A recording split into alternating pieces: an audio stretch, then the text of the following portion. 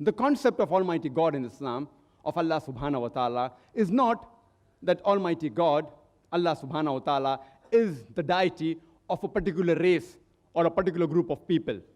But the Quran says in Surah Fatiha, chapter number 1, verse number 2, Alhamdulillahi Rabbil Alameen. Praise be to the Lord of the worlds.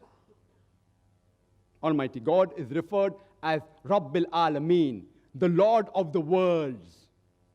And in the last surah of the glorious Quran, that is Surah Nas, chapter 114, verse number 1, it says, Qul a'udhu bi Rabbil Nas.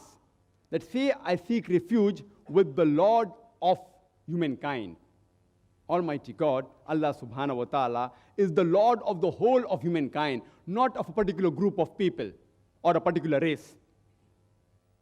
And there are various verses in the glorious Quran which begin by saying, Ya ayyuhan nas, O humankind. Ya ayyuhan nas, O humankind. Ya ayyuhan nas, O humankind.